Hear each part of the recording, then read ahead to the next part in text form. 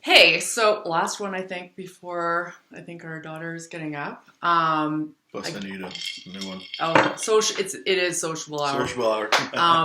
The Again, I'm with my lovely husband Craig, who has been nice enough to come and do this with me. Yeah. So thank you. You're welcome. This one I was thinking about. Sorry, I will use Lysol wipes after I touch my nose. It's amazing how much you were able to stuff now.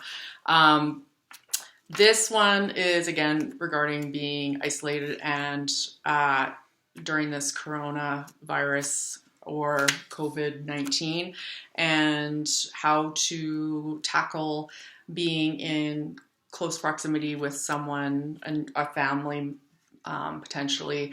And this is regarding us being spouses. So what I wanted to do was use a sticky and write down 3 traits or 3 things that help in making things tolerable in close proximity with another person while you're going through this. Because I don't know for other INTJs, but I know for myself, it's been very difficult to make sense of having things imposed on us, especially when we live in a North American society where we are used to a certain amount of freedom and don't have necessarily these type of things that flare up quite to this level, and that we're constrained in a home.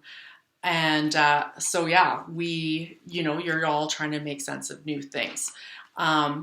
And so I thought, let's write these 3 things down.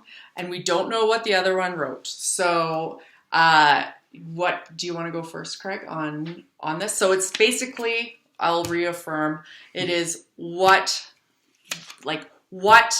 makes it tolerable to be with another person. And I'm using that as a baseline because as time goes on, this is only week 1 with us, but we could, everyone could be in the situation for a lot longer. So tolerable is the baseline on this. So, Craig, what do you think?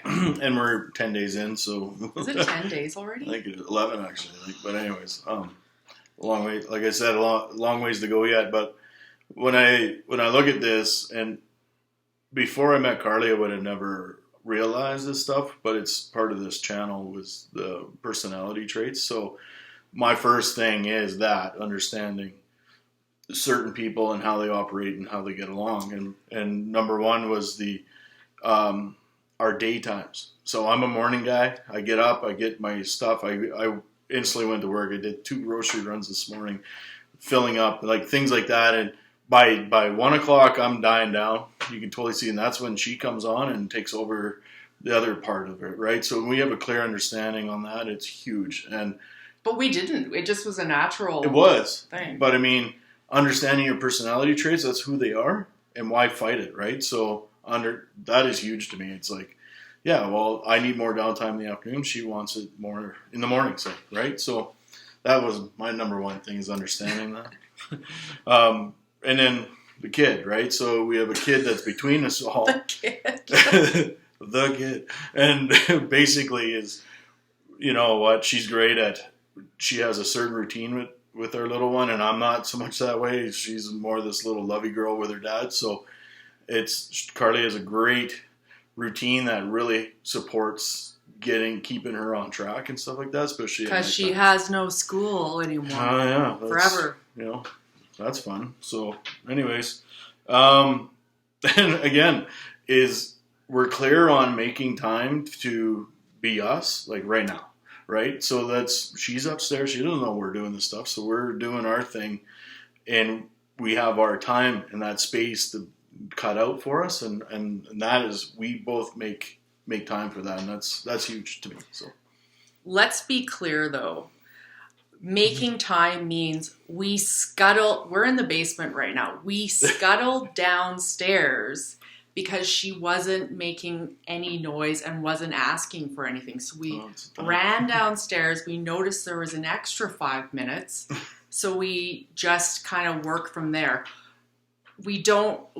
I want to really stress this because there are some parents that are very regimented, and we wanted to be regimented with her, and she is not that child. So we work kind of around her. Plus, we're old parents. I've been parenting for 21 years. So this is something that, you just kind of have to survive through. But it is interesting that you brought up that's a huge part, is how to work around like the different, understanding maybe the different, not necessarily roles, because everyone has different roles, but in their house, what can make it work during And for us, like we do each have, well, mainly Carly, but I do have things I need to get done and stuff.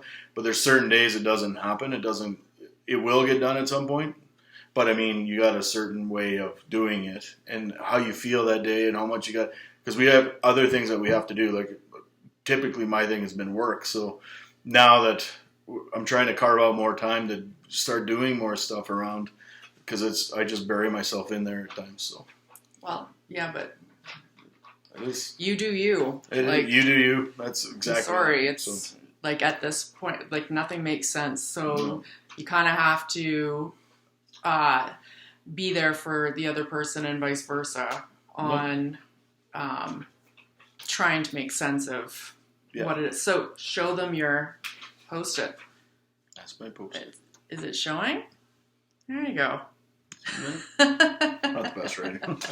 We did it in 1 minute, so. We did. So mine is a little bit more higher level. INTJs were usually kind of right up here. My lovely husband is an ISFP, so he is a bit more on the sensory, so practical side. But that actually does help us quite a bit on trying to cover a lot of bases in this type of situation. However, it's funny how much we come up with very similar points that we need to get accomplished in during this time, which is kind of a not emergency time, but a time of a lot of uncertainty. Hey, we've noticed that where it's like I was thinking exactly the same thing, or that type of thing. Hey, no, we do that a lot, right? It's we've been together long enough now, but it's we say that a lot. We're I was thinking the same, or we're talking the same kind of thing. So yeah, it's been great. So my 3 were higher level, where the number 1 for me is, actually I should caveat this, where we will definitely do future week follow-ups on this to see how this changes after we've been, regardless of how long we've been together, it doesn't matter. We've never sat in the same house forever, just sitting there staring at each other. So, should be interesting. But my 3 are, number 1 is kindness. For the most part, you and I tend to lean towards being somewhat kind with, especially pleasantries or minding P's and Q's. That's kind of big. It's once you've been in a home for a long time with another person, if you're not asking please or giving a thank you, it's easy to start feeling like you've been commanded to do something, or being all of a sudden you're putting in different types of roles, or putting in words in the other side's mouth, which ends up into something that isn't worth the conversation in the long run. Number 2 is respect. I would say that our respect is buddy, it's good. It's there. It's we have a very much mutual respect for each other. Oh, absolutely. Yep. Because, and you kind of have to too. If you don't, then again, those P's and Q's go out the window, and it starts turning into a hierarchy, which you do not need when you're trying to just make it through, again, a situation where it changes every day. So do you agree on the respect thing? 100%, yeah. Yeah. And minding each other, like respect also means respecting each other's time. So it's so, like Craig was saying, like he's still on a fairly rigid work timeline. So he has certain times where he has to, like, my job is to make sure, because my job, I'm more fluid in what I have on the go. I can go and do other things at the same time. I'm in charge of making sure that the daughter is not, you know, jumping in while he's on a conference call, and still trying to keep the wheels on so he doesn't feel frustrated in trying to. And she does a great job at it. Like it goes. I did very not well. pay him to say that at all. All Yeah. So, but thank you. oh, That's very nice. Last one. Finally, this is a very long video, but I think it's important because I think this is one that can relate to potentially a lot of us. And the final one is humor. So we just did a video, a couple videos up about, you know, killing time. What are you going to do? And we were talking about a game that we think is like, it's funny. Again, it's not for everyone. And you can watch that video and decide for yourself. However, we are ridiculous on humor. Like we will do a run of humor that lasts way longer. And he always has the last comment.